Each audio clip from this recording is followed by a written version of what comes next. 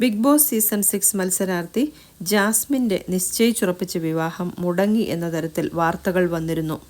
അതിനു കാരണം ജാസ്മിനും ഗബ്രിയുമായുള്ള അതിരുവിട്ട ബന്ധമാണ് എന്ന തരത്തിൽ സംസാരമുണ്ടായിരുന്നു.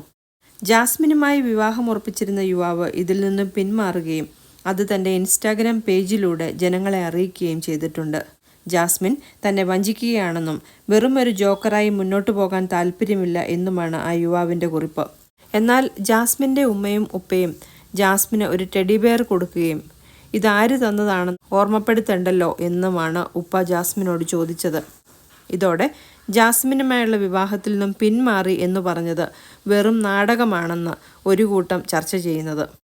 ഇപ്പോൾ യഥാർത്ഥത്തിൽ സംഭവിച്ചത് എന്താണ് എന്ന് ഈ യുവാവിൻ്റെ ഒരു സുഹൃത്ത് സോഷ്യൽ മീഡിയയിൽ കൂടെ പറയുന്നുണ്ട്.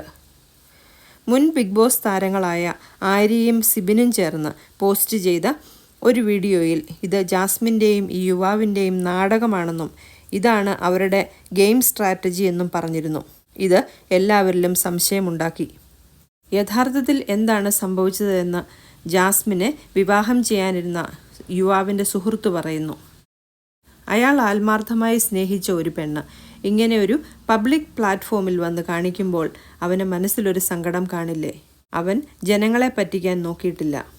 50 ലക്ഷത്തിന് വേണ്ടി ഡ്രാമ കളിക്കേണ്ട കാര്യം എൻ്റെ സുഹൃത്തിനില്ല, അങ്ങനെ ചിലർ പറയുന്നത് കേട്ടു.